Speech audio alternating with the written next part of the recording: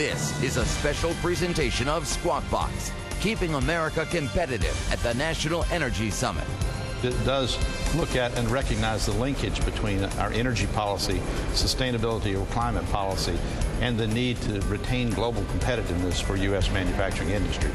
The work we're doing on biofuels is very encouraging. Our biobutanol, we should have our prototype plant operating by the end of the year. This hour, the CEO of Arch Gold and the president of the National Manufacturers Association. And don't forget about the Fed. Chairman Bernanke dropping some hints that the recession could be over. A former insider gives us his expectations. Squawk Box begins right now. And the world is made of energy, and the world is electricity. I'm concerned about protectionist, nationalistic tendencies around the world, and I think we have to be a leader in keeping world markets open and a very positive dialogue, because I think trade and the growth of trade is very important to global economic recovery. That was Jim Owens of Caterpillar earlier this morning on Squawk. Our next guest says that U.S. manufacturing will generate 1 million new jobs by 2014, but he's not holding his breath for green jobs, saying we are simply not there yet. Joining us right now is former Michigan Governor John Engler, who is the president of the National Association of Manufacturers. And Governor, thanks for joining us this morning. Becky, good to be with you, and the gang in New York as well. Yeah, well, you said don't hold your breath for green jobs. Why is that? What's happening? Well, that number of 1 million jobs is really only half of what we've lost in the last 19 months, nearly 2 million manufacturing jobs, and we're still limping along at about a 66% factory utilization. So we'd like to see some of these good old red, white, and blue jobs come back. We think there's some real obvious areas in infrastructure. Jim Owens right, trade, we need to get our exports up. We think that there's a whole host of opportunities with tried and true technologies while we invest and do the research on what the green jobs of the future are going to be. But to have somebody who's out of a job today be holding their breath for the job. It's not about my job, it's about their jobs, and there's 2 million of them we'd like to see go back to work, and that's what the economy needs, this capital spending to really give us a lift, because consumers aren't going to do it. That's a big focus of this summit today, is trying to focus on competitiveness and keeping America competitiveness. What went wrong? Why did we lose our way when it comes to some of the green initiatives? Well, I think we got a little complacent, and that happens. I mean, better times, people start to relax a little bit, and I've heard a lot of the CEOs talk about in this recession, they've pared down, they've cut back, and they're pretty lean right now. And you're going to see big jumps in productivity.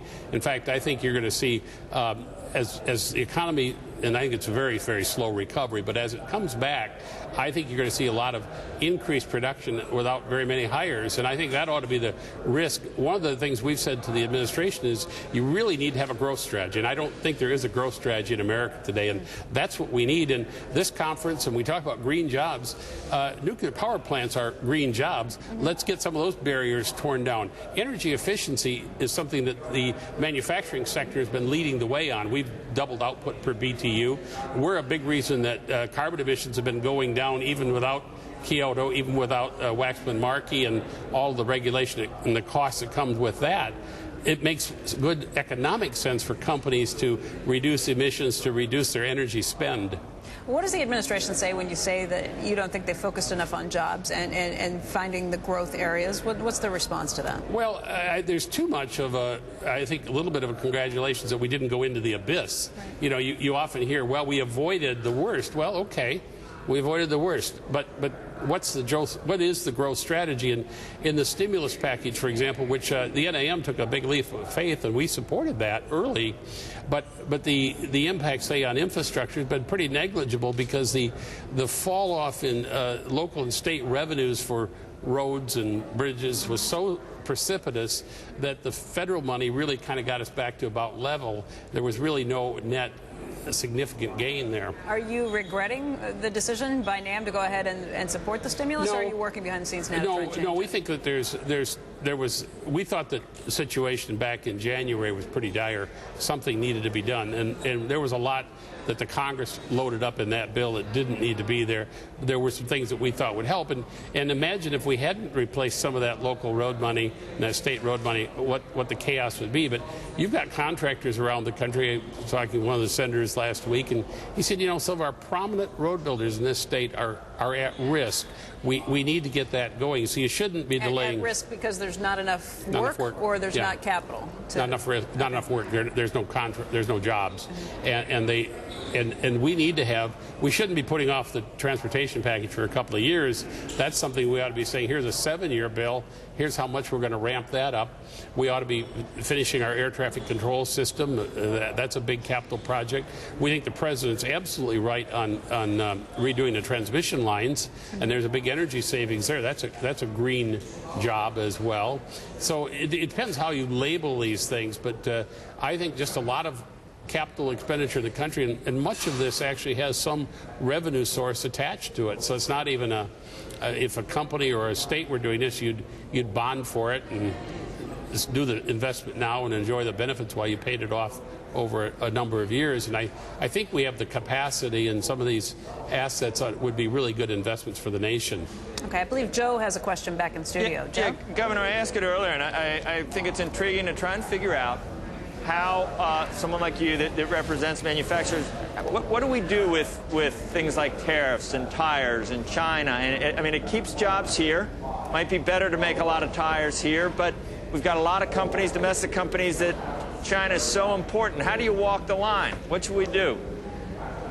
Well, we approach it this way. We do think that we need market access to be able to expand trade. We look at the 15 largest trading nations, Joe, in the world. That's about 90+% of all the trade in 15 nations alone. And we're right at the bottom in terms of exporting among those countries. We need to do more of that.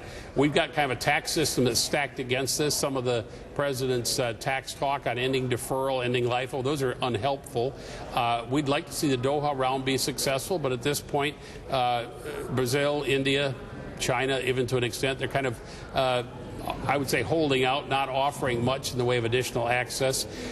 We think that U.S. companies can compete, but they've got to have this playing field leveled up a little bit, and some of it is our own burden. And it's been interesting in the Waxman-Markey debate in the House of Representatives. They spent a lot of time because they knew that climate legislation would significantly hike energy costs, raising the cost of production here, and it would make us less competitive, and at a time when we need to be more competitive. So I think we better pay attention to regulations like that.